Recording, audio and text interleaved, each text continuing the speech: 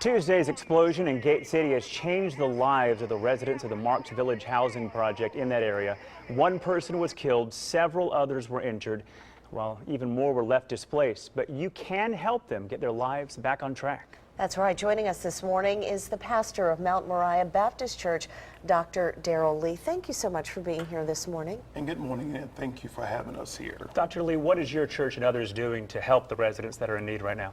What we're doing now is trying to assess the need and do what we can to minister to those needs, to make sure that we can work toward recovery and work toward healing. And I want to give a special thanks to the city of Birmingham, the mayor, his staff, the fire department, the police department, Chief Roper, of their immediate response to minimize greater devastation.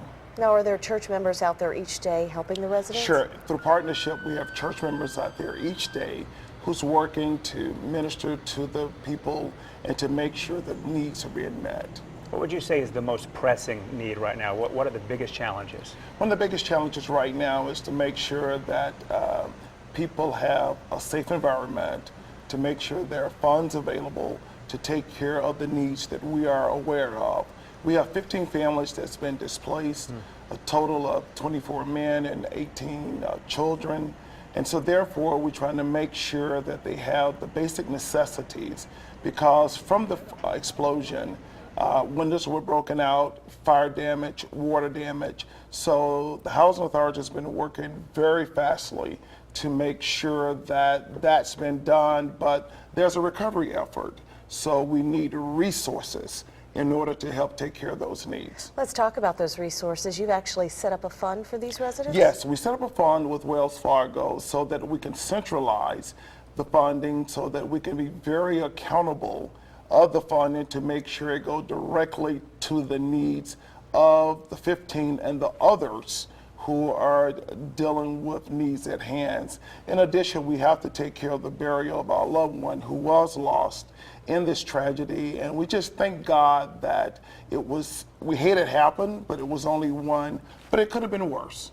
And talk about that, because we were watching that story unfold Tuesday morning, and it was such a tragic situation. But for the fact of finding an individual in that rubble alive, I know that was such a blessing for you guys to find out. Let me tell you, it was such a blessing, and I was just praying during the process, and our hope was that everyone would be safe and that everyone would be recovered, but unfortunately there was a loss. So the community, we're dealing with healing and recovery and trying to move forward. But I want to thank the citizens of Birmingham and you all and all of our partners to for helping us in this process. We also have partnered with the Samaritan Counseling Center, who are sending counselors out to help take care of dealing with those issues of coping, anxiety, and there's so much fear out there. So to have counselors there and to have the faith-based leaders there and to have the financial resources there will help us to move toward recovery as well as healing. Pastor Lee, thank you so much for being here. We appreciate it. Thank you all for all that you're doing, and we know that we're going to need your support down the road as well. And then we know we can count on you all. Absolutely. Thank you so much for having us. Thank you.